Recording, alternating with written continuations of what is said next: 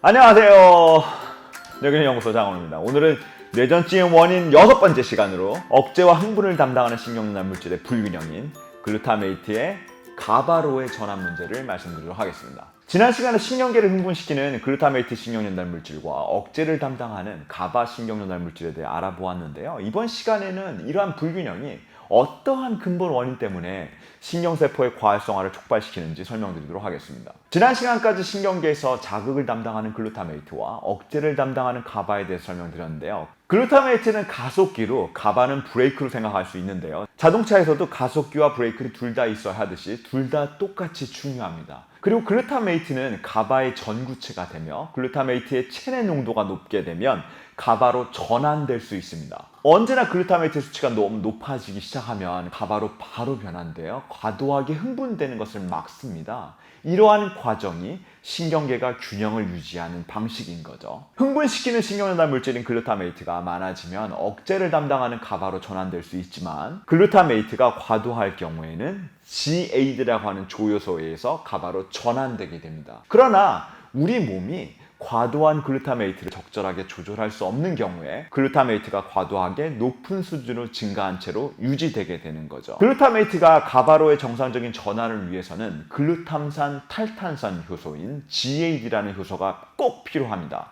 그런데 이 효소를 방해하고 전환 과정을 방해하는 요인들이 있습니다. 이렇게 되면 글루타메이트의 과도한 생성으로 신경계가 과자극되고 정상적인 가바의 전환이 이루어지지 않는 거죠. 그리고 이 전환이 이루어지지 않기 때문에 가바의 제압성이라든가 가바의 분해를 막는 치료제를 쓰게 되는 겁니다. 그런데 정말 중요한 건 성인, 어린이를 가리지 않고 이 전환이 안 되는 경우들이 너무나 많은 겁니다. 결과적으로 글루탄산 탈탐산 효소인 GAD의 문제점이 너무 많은 글루타메이트를 초래하는데요. 신경계가 과활성화되는 근본적인 문제일 수 있는 것이죠. 글루탐산 탈탐산 효소가 잘 작동되지 않으면서 기능을 악화시키는 요인들에 대해서 설명드리도록 할게요. 첫 번째는요, 루벨라 바이러스인데요. MMR 백신에 포함되고 GAD 효소의 기능을 50%까지 감소를 합니다. 두 번째는 연쇄상균 바이러스의 감염이고요. 세 번째는 메틸레이션 대사 과정의 손상과 네 번째는 외부 독소와 글루타치온의 고갈입니다. 첫 번째는 MMR 예방접종에서 발견되는 풍진 바이러스는요, 글루탐산 탈탐산 효소의 활성을 50%까지 감소시킬 수 있다고 알려져 있습니다. 따라서 유아기 예방접종 직후 자폐증 증상을 보이기 시작한 이유 중 하나는 가바의 전환 문제에 있다고 생각하는 전문가들이 많이 있습니다. 백신에 있는 티메로살과 같은 중금속의 문제가 아니라 바이러스가 가바의 전환을 방해해서 초기 마라기와 뇌기능 발달에 악영향을 미치게 된다는 것이죠.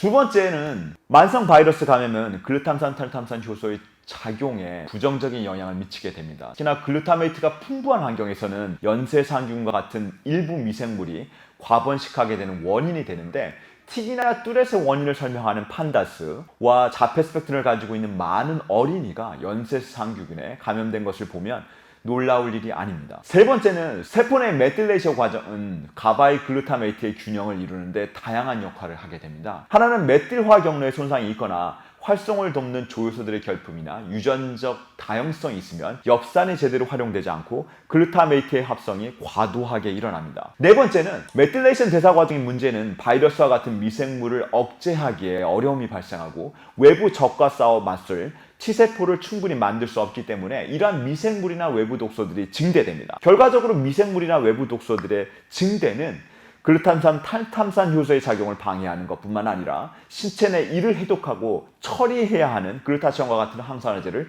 고갈시킬 수 있습니다. 메틸레이션은 메틸레이션에 필요한 B2, 6, 12, 엽산, 마그네슘과 같은 영양결핍, 환경독소, 유전적 돌연변이 또는 다형성, 칸디다균과 같은 장내 유해균 증식으로 인해 손상될 수 있습니다. 메틸화는 또한 에너지를 생성하는 크랩스 회로라고 알려져 있는데요. 보통 저희가 생물 시간에 배웠던 TCA 사이클이죠. 서로 상호 영향을 주어서요, 세포의 에너지 생산에도 큰 방해를 주게 됩니다. 크랩스 회로에 문제가 생기게 되면 에너지 생성의 문제뿐만 아니라 가바 생산에 차질이 오게 됩니다. 그 외에 GAD 효소는요, 췌장에서 생성되므로 췌장에 문제가 있으면 효소 생성에 문제가 생길 수 있습니다. 자가면역으로 발생하는 일형 당뇨 같은 경우에 GAD 효소에 대한 항체를 생성하고 이를 통해서 가바로의 전환 능력을 손상시키거나 혹은 전환 시간이 과도하게 지연될 수 있습니다. 납과 같은 중금속 또한 GAD의 효소 활동을 방해합니다. 납은 헤모글로빈 합성에 관여하는 효소를 억제하는데 이를 통해서 GAD 활동에 부정적인 영향을 주게 되는 것이죠.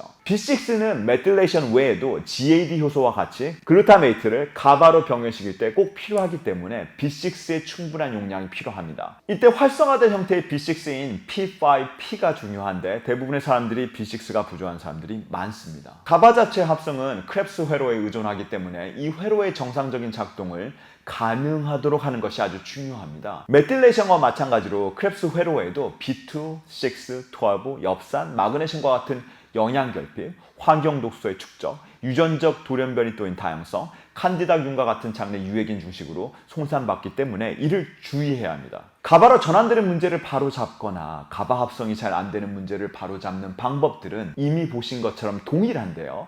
과도하게 축적될 수 있는 글루타메이트를 줄이는 방법은 다음 시간에 알려드리도록 하겠습니다. 이제 뇌전증과 관련돼서는 마지막 이해가 더 남았네요. 끝까지 시청 부탁드리겠습니다. 오늘의 정보를 다시 한번 요약해서 설명드리도록 할게요.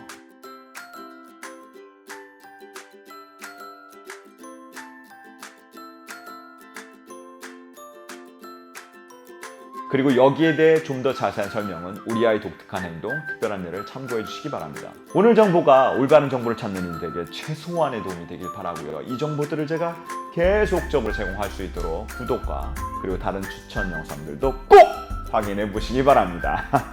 감사합니다.